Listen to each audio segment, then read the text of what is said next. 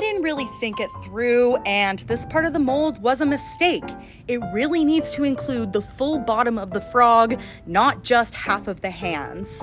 I also needed to pull this out of the bottom part of the mold just to make sure there aren't any undercuts before we move forward. And I'm so glad I did, because there were undercuts and it caught the belly and would not let him come out easily. This is where most people start over, because you're going to have to deal with a lot of technical issues going forward when you trim it and then your model doesn't fit the mold anymore. But yeah, girl's crazy. After I shaved off the undercuts, I just popped them back in there and took some clay and filled all of the cracks around his body. This time, section 2 is going to cover the entire bottom of the frog, not just a portion. I don't know why I did that. It doesn't make any sense. The clay cylinder poking out of the center is leaving space for a pour hole. Whenever I actually use this mold, I need a hole to pour the clay into. And what better spot than right there? I'm just kidding. This is the top of the mold, and I'm replicating the pour hole of the old garden frog mold because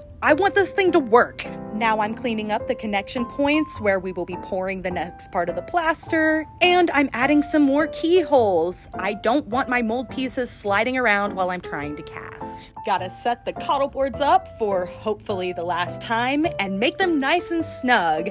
And do not forget to fill the cracks very, very well. I do not want a plaster disaster at this point. It would be super annoying. Do not forget the Murphy's oil or mold release. Your plaster will stick together if you forget to add a layer of release between them, and that would be really bad. I don't have a vacuum chamber, but I do have a spray bottle full of isopropyl alcohol, which, when sprayed on top of the surface of the plaster, pops all the bubbles. Wow.